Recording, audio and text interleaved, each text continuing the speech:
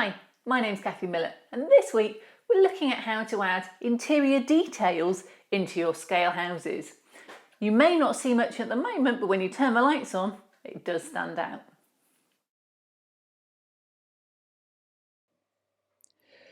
Well, you can use your imagination for the real world. Interiors can be whatever you want. I've thought of to-do lists, calendars, and just that general paperwork that goes on the wall.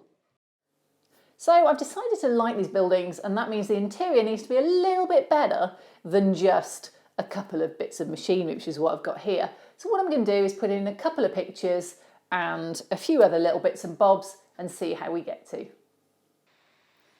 The first thing I did, as always, was Google something. Now, I thought about what I wanted to put in there, and a calendar from my era sounded a really good idea. I also thought about a to-do list and maybe a pin-up girl.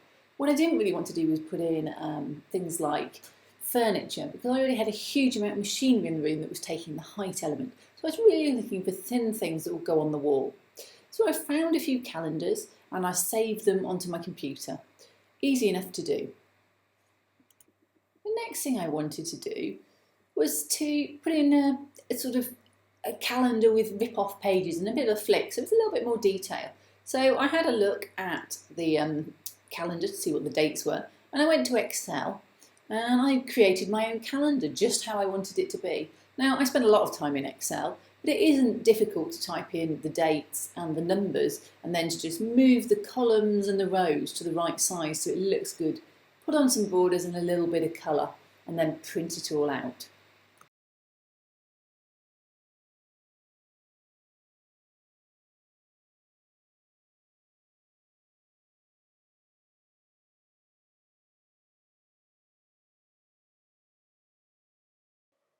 The final thing that I did was copy that calendar across and create all the future months to 4 or 5 months so that I could create a calendar that had more than one layer and you could see it coming through.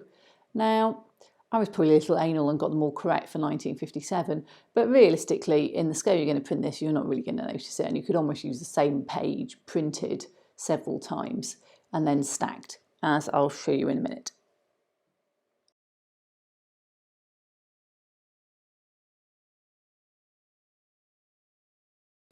So you looked at the details, and now I've got a couple to do and put inside. I've got my calendars, which I've got here, which I'm just going to cut out with a knife and ruler.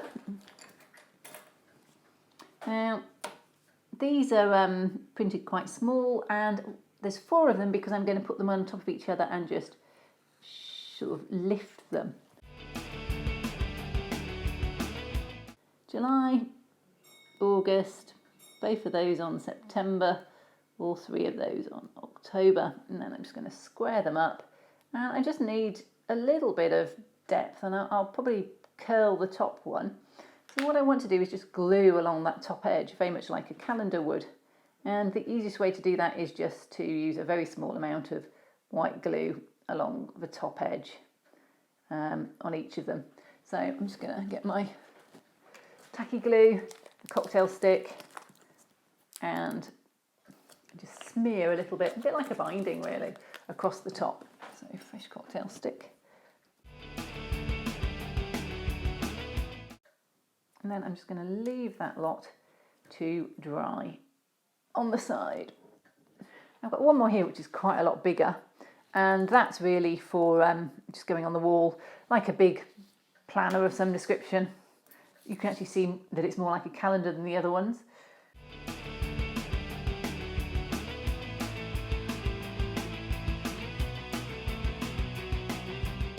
So to put this on, there's a number of things you could put them on with, and I'm just going to use tacky glue because it's on my desk in front of me. A thinner white glue would do.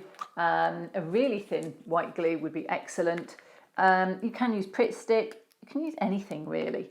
I'm going to hopefully have these sort of just tacked in the corners. They don't need to be totally adhered. It's not like they're going to be weathered or outside or anything. They're literally just going to be tacked in the corner, which is how they probably would have put them up in real life. So if they look a little bit wrinkly, it'll be fine. So I'm just going to put 4 dabs of glue on, and this is the calendar going in this one. So I glued the calendars, the pin-ups, even the calendar with a little flick edge, the to-do list, put them all in place, thinking about the height they would be. Where would people put them in? Or we put them about eye height for them to look at. So we want a scale person, a scale ruler, and put them about sort of 5 to 6 foot high. And I also thought about putting them all on the back wall because I didn't want to draw attention to the side walls, and they weren't that large anyway, and one always had a door on it. So just places where they could be seen through the windows. Right, there we go. You just see those through the windows. So here's the final result, and as you can see, you need your lights on to really show off those details. We'll be doing that next week.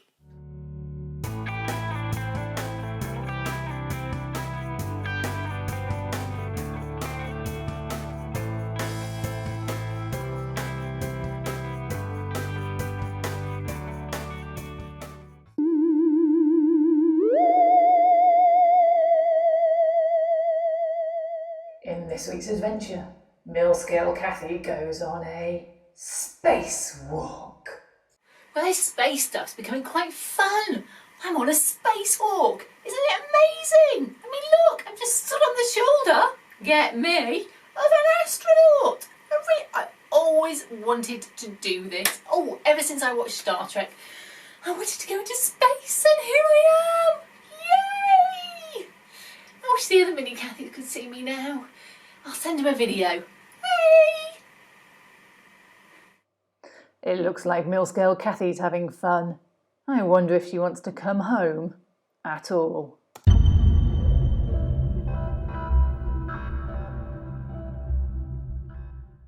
Well, I hope you enjoyed this week's episode on interior details. If you did, then subscribe to me on YouTube. Alternatively, like me on Facebook, Cathy Millett Modelling, or on my website, cathymillett.co.uk.